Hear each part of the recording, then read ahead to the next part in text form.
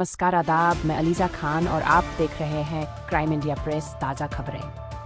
क्या पश्चिम बंगाल में बीजेपी सरकार बुलडोजरों के जरिए मुस्लिम बहुल इलाकों को निशाना बना रही है? कलकत्ता हाई कोर्ट ने सुवेंदु की कार्रवाई पर रोक लगा दी है। कलकत्ता हाई कोर्ट ने शुक्रवार को कोलकाता के टॉप्सिया तिलजला इलाके में कथित अवैध ढांचों को गिराने के काम पर अंतरिम रोक लगा दी।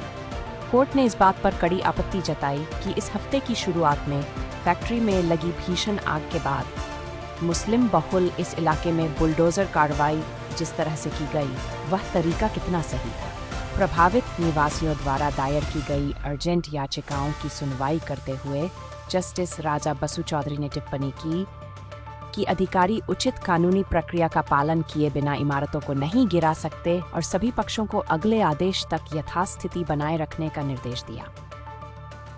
अदालत का यह हस्तक्षेप निवासियों द्वारा पेश किए गए परेशान करने वाले बयानों के बाद सामने आया। निवासियों ने आरोप लगाया कि उन्हें बिना किसी उचित नोटिस के बेदखल कर दिया गया, इससे पहले कि बुलडोजर, मजदूरों और भारी पुलिस बल के साथ विध्वंस टीमें मौके पर पहुंची थीं। कई परिवारों ने आरोप लगाया कि उन्हें अपने घर खाली करने के लिए 12 घंटे का समय भी नहीं दिया गया।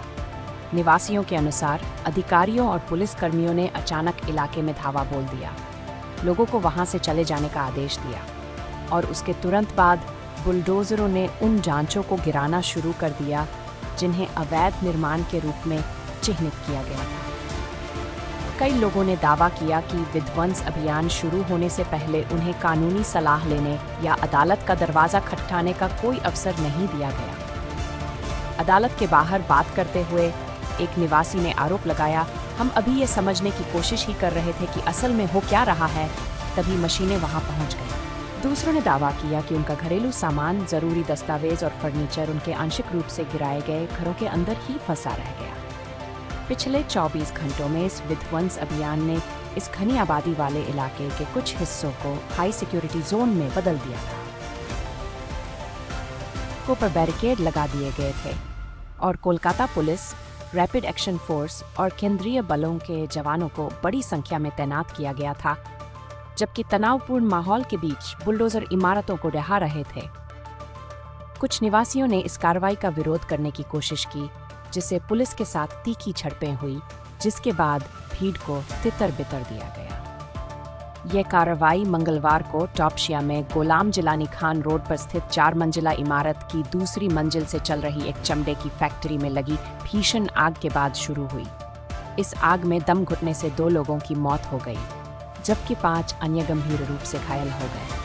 बाद में मुख्यमंत्री कार्यालय को सौंपी एक रिपोर्ट में कथित तौर पर यह पाया गया कि इमारत के निर्माण के लिए कोई स्वीकृत योजना नहीं थी और उसमें आग से सुरक्षा के बुनियादी उपाय भी मौजूद नहीं थे। इसके बाद अधिकारियों ने इस इमारत को अवैध घोषित कर दिया और आसपास के अनाधिकृत निर्माणों को निशाना बनाते हुए बड़े पैमाने पर तोड़-फोड़ अभियान शुरू कर दिया। राज्य सरकार ने इस कार्रवाई का बचाव करते हुए इसे अवैध इमारतों और आग से सुरक्षा नियमों के उल्लंघन के खिलाफ शून्य सहनशीलता, जीरो टॉलरेंस नीति का हिस्सा बताया। हालांकि शुक्रवार को उच्च न्यायालय ने यह स्पष्ट कर दिया कि कथित अवैध निर्माणों को भी बिना किसी कानूनी प्रक्रिया का पालन किए मनमाने ढंग से नहीं ढहाया जा सकता।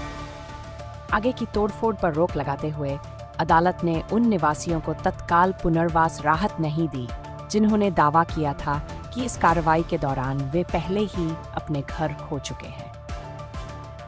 इस मामले की सुनवाई आने वाले दिनों में फिर से होने की संभावना है, क्योंकि इस बात को लेकर सवाल उठ रहे हैं कि क्या हाल के वर्षों में कोलकाता में हुई सबसे नाटकीय तोड़फोड़ की कार्रवाइयों में से एक के दौरान उचित कानूनी प्रक्रिया की अनदेखी की गई थी।